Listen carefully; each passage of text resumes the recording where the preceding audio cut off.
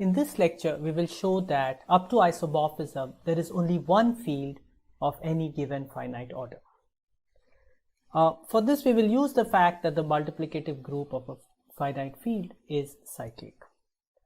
So, suppose E, so theorem, if E and E prime are finite fields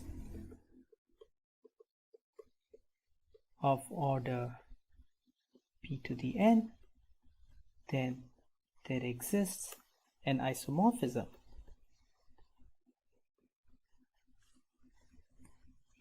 from E onto E prime. And what's more, this is sort of a trivial observation, but I just want to say it here, is that this isomorphism will map the copy of Fp, which is obtained by taking 1 and adding it to itself how many ever times. It will act by identity on Fp. So there's an isomorphism of field extensions E over Fp to E prime over Fp. Now, the proof of this is as follows. We will express E as a quotient of Fpt modulo an irreducible polynomial. So what we do is, we know that E star is the group generated by some element alpha.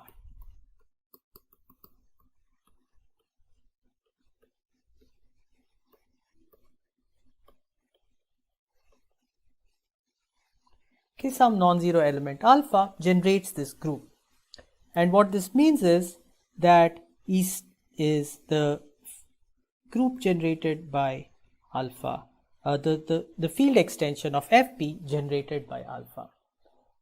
That is, the smallest field containing Fp and alpha is all of E. And now that means that we can construct homomorphism phi from Fpt to E, as we did in the first lecture of this course, which is just takes phi of t goes to alpha. Then what we have is that this phi gives rise to an isomorphism. So we have f t mod pt to E phi bar, where pt is an irreducible polynomial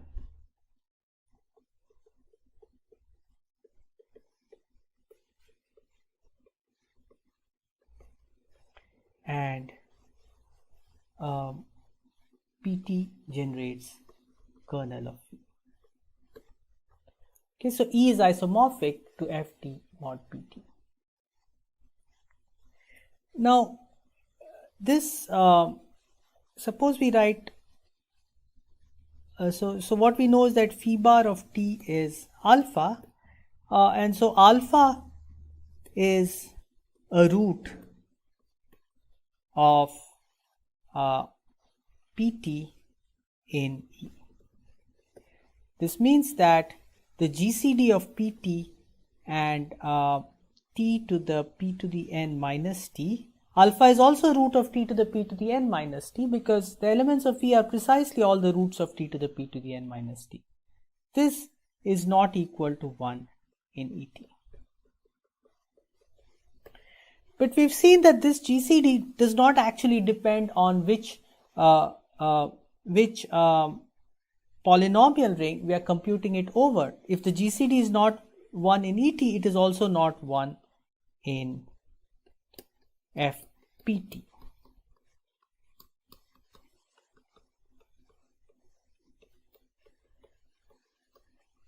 Okay, because both these polynomials are in Fpt, and so the GCD must also lie in Fpt. Okay, now let's move to the field E prime.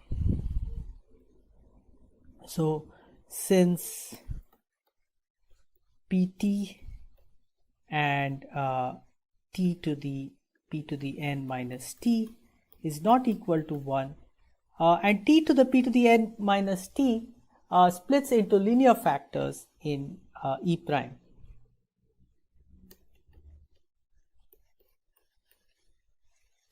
Is a product of linear factors.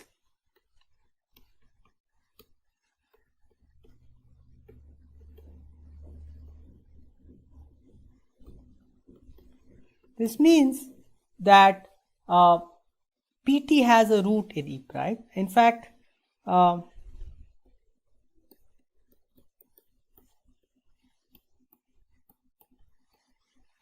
of those linear factors must also divide PT.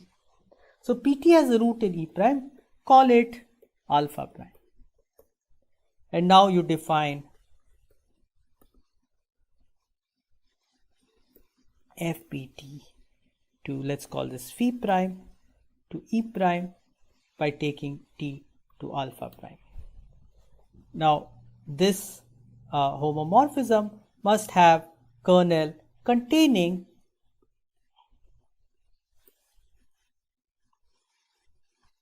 PT because alpha prime is a root of PT. But this PT is a maximal ideal. I mean, the kernel cannot be all of FPT because this map is obviously non-zero, alpha prime is in it. And so this kernel phi prime has to be equal to PT. And therefore, E prime is also isomorphic to FPT mod PT. And so what we have is FPT mod PT, this over FP is isomorphic to E on the one hand via phi bar and isomorphic to E prime on the other hand via phi prime bar, which means that E and E prime are isomorphic via, say, phi prime bar circle phi bar inverse. And that proves the theorem. What this is saying is that up to isomorphism, there is only one finite field of any given order.